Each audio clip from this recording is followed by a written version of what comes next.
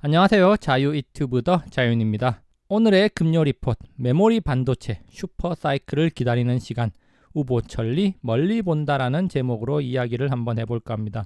지난 2월 말 시장이 크게 흔들리는 가운데서도 반도체 업종은 비교적 선방을 했습니다. 특히 대형 반도체 그리고 일부 반도체 소재 장비주들은 오히려 주가가 크게 상승하는 모습을 보여줬는데요. 자, 그렇다면 단기적으로 왜 이런 현상이 나타났고 앞으로 시장이 어떻게 전개될 수 있을지 여기에 대해서 한번 생각해보는 시간 가져보도록 하겠습니다. 금요 리포트 14번째 시간입니다. 자, 이번 주에는 어떤 리포트를 주목했나 5개의 리포트 한번 가져와 봤습니다. 그러면서 여기 2개는 2월 셋째 주에 나온 리포트고요. 그리고 여기 3개는 2월 넷째 주에 나온 리포트입니다. 제가 이렇게 2월 셋째 주 리포트를 가져온 이유, 자, 모든 것은 이렇게 다 연결되면서 주가에 반영이 된다, 이런 것들을 우리가 또 한번 확인해 보기 위해서 한번 가져와 봤습니다. 그래서 이들 리포트들 어떤 내용이 있는지 한번 살펴볼 건데요. 2월 16일 KB금융투자에서 나온 반도체 실적 개선 국면 진입, 그리고 2월 19일 NH투자증권에서 나온 반도체 업체별 낸드 공정 격차 축소,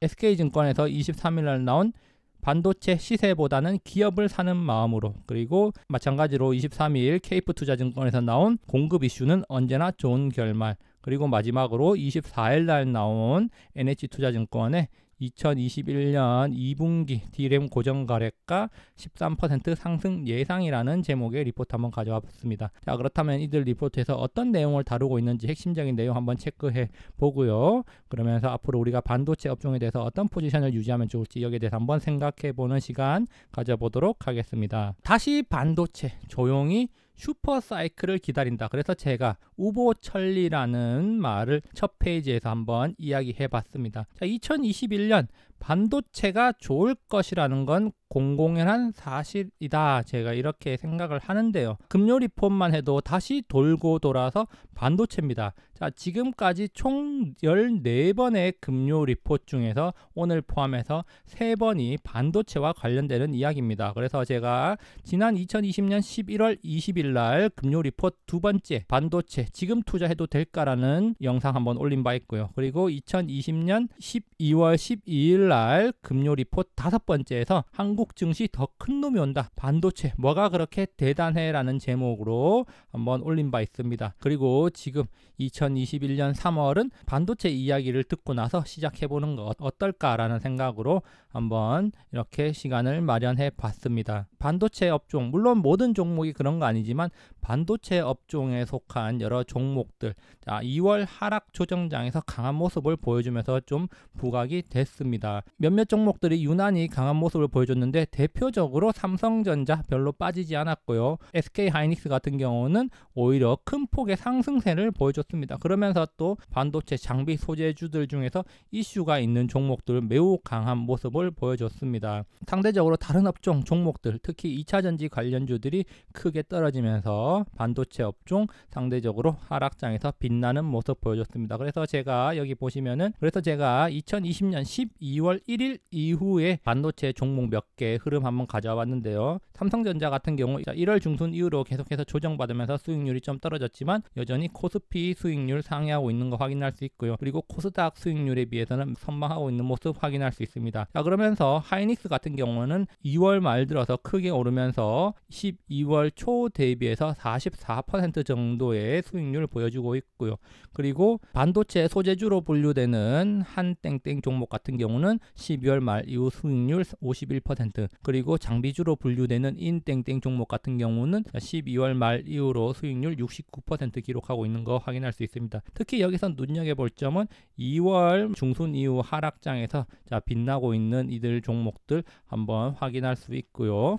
자, 그렇다면 본격적으로 증권가에서 어떤 이야기를 했는지 한번 살펴보도록 하겠습니다. 2월 16일 KB투자증권에서 나온 반도체 실적 개선 국면 진입이라는 리포트입니다. 자, 결국 주가는 실적에 수렴한다는 시장의 불문율을 한번 따라 본다면은 반도체 실적 개선 국면 진입은 긍정적이고 향후 주가 상승에 동력이 될 수 있다, 이렇게 한번 생각해 볼 수가 있겠는데요. 자, 여기서 보시면 D램과 낸드에 대한 이야기 나오고 있는데 D램 같은 경우는 2분기부터 평균 판매 단가가 상승이 예상이 된다. 자, 그렇기 때문에 D램 가격은 상승폭이 확대될 전망이다. 그렇다면 우리나라 D램 업체 삼성전자와 SK하이닉스의 이익이 크게 증가할 가능성이 높다. 이런 이야기고요. 자, 그리고 낸드 같은 경우는 2분기부터 수급이 개선이 시작될 것이다. 자, 그러면서 낸드 같은 경우 평균 판매 단가가 3분기부터 상승할 것이다. 자, 이런 면에서 본다면은 낸드 가격이 민감한 SK하이닉스가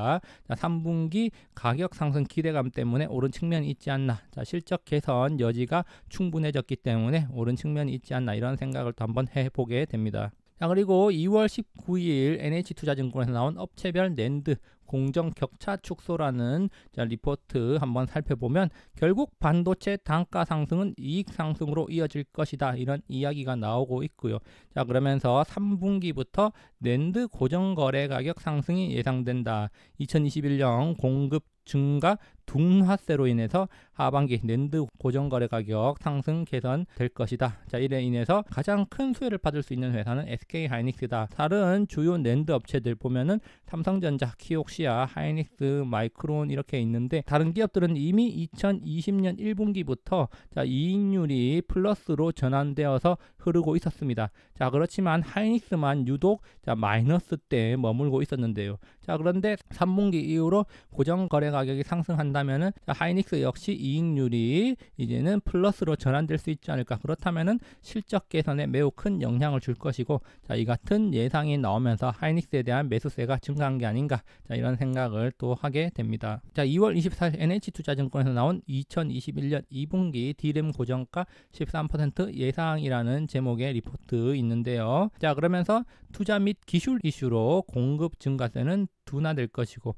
자, 그리고 그래픽 D램 수요 증가는 하는데 공급 증가세는 둔화된다. 당연히 이렇게 되면은 가격 상승으로 이렇게 이어질 거라고 예상이 되고 있는데, 지금 현재 D램 고정 가격 동향을 보면은 지난 2020년 8월 이후로 서서히 이렇게 우상향하는 모습 확인할 수 있습니다. 자, 제가 지난 연말에 만들었던 금요 리포트 영상을 보시면은 우리나라 반도체 업체 삼성전자와 SK하이닉스, 특히 순수 반도체 업체라고 할 수 있는 SK하이닉스의 경우에는 D램 반도체 고정 가격 움직임과 주가의 움직임이 상당 부분 일치한다는 걸 확인할 수 있습니다. 그렇기 때문에 이렇게 D램 고정 가격이 꾸준히 우상향한다면은 우리나라 종합 반도체 업체의 주가도 이 고정 가격 방향에 따라서 같이 상승할 가능성 높다, 이렇게 한번 생각해 볼 수 있을 겁니다. 자, 그리고 2월 23일 케이프투자증권, 자, 공급 이슈는 언제나 좋은 결말이라는 리포트인데요. 자, 모바일 부품 빌드업 수요가 계속해서 견조하다. 그리고 시장의 우려는 오히려 모바일 고객의 더블 부킹 가능성, 또 비메모리 공급 부족에 따른 생산 차질이다. 자, 이런 것들은 전부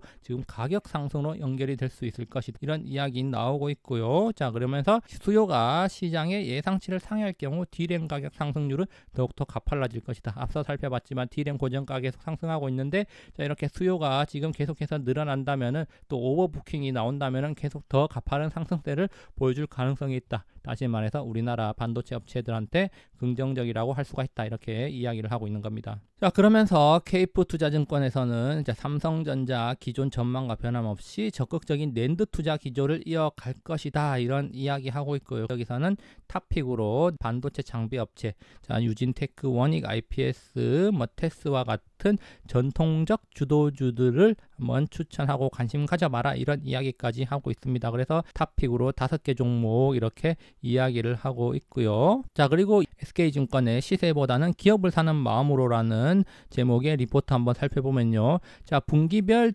D램 ASP 상승 전망 보시면은, 자, 여기 보면은 D램 같은 경우에는 지속적으로 평균 판매 단가 상승할 걸로 예상되는 거 확인할 수 있고요. 자, 여기서 차트는 상승률인데 4월 이후에는 상승률이 조금 떨어질 거다, 이렇게 예상을 하고 있습니다. 자, 그리고 여기서 중요한 것은 분기별 낸드 평균 판매 단가인데, 낸드 같은 경우는 계속해서 상승세를 이어갈 것이다, 이런 전망이 나오고 있습니다. 그래서 지금 재고 추이는 점점 축소되고 있다는 것, 특히 낸드 같은 경우가 재고 축소폭이 가파르게 전개되고 있다는 점 우리가 주목할 필요가 있습니다. 자, 그러면서 또 한 가지 이슈로 중장기 관점에서 길게 봐야 되는데, 자, 자, 이 반도체 사이클 쉽게 끝나지 않을 것이다 이런 이야기하면서 자, 공급 제약을 야기하는 공정 난이도 심화. 자, 특히 지금 이제 반도체 기술이 점점 첨단화 고급화되면서 공정 난이도가 어려워지고 있고 이에 따라서 공급이 수요를 따라가지 못한다 이런 이야기들 나오고 있고요.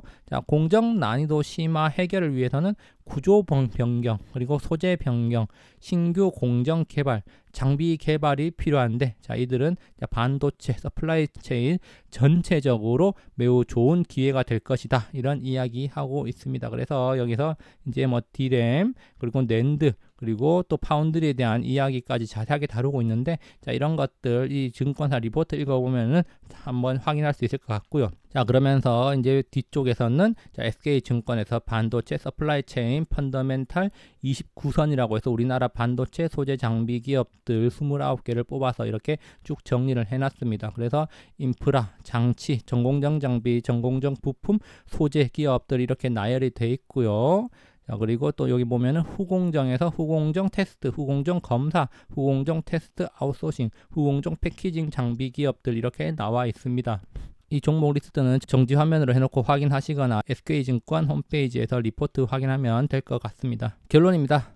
자, 반도체 슈퍼 사이클이 온다는 거 기정사실화되어 있습니다. 자, 그리고 서서히 현실이 되고 있습니다. 자, 2021년 2분기부터 D램 ASP 상승하고 3분기부터는 낸드 ASP 본격적으로 가파른 상승세를 이어갈 것이다 이런 전망이 나오고 있습니다. 그렇다면 우리나라 반도체 기업들에게는 매우 큰 기회가 온다 이렇게 우리가 생각해 볼 수가 있겠고요. 또 우리가 또 한 가지 생각해 봐야 될 것은 반도체 슈퍼 사이클이 과연 2021년 단발성 이슈인가?